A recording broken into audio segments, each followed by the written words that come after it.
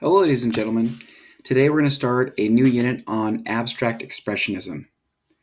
Abstract expressionism was a response to the devastation of World War II. Artists believed that art should express the feelings rather than the images of the real world. They relied on instinct, impulse, and chance.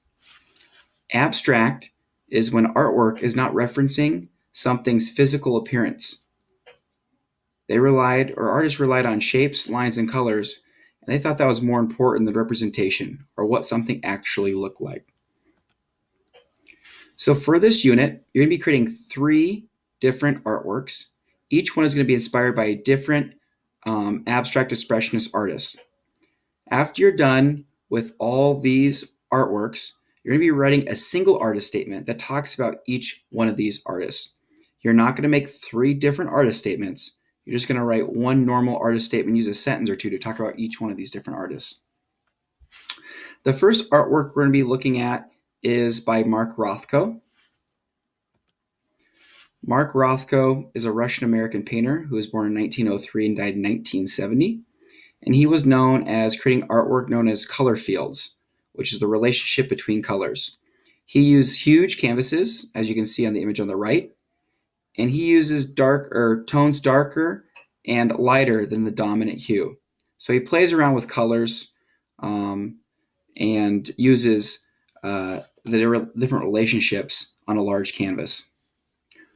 One quote from Mark Rothko said, "There is no such thing as a good painting about nothing." So even though his work was very abstract and it was made up of very simple elements, he truly believed that there was a lot going on in his painting that told a story. What you're going to be doing is creating artwork inspired by Mark Rothko by using analogous colors. Analogous colors are colors next to each other on the color wheel. So when you're creating an analogous color set, you need to use at least 3 colors. Analogous colors are similar in appearance and not related to each other.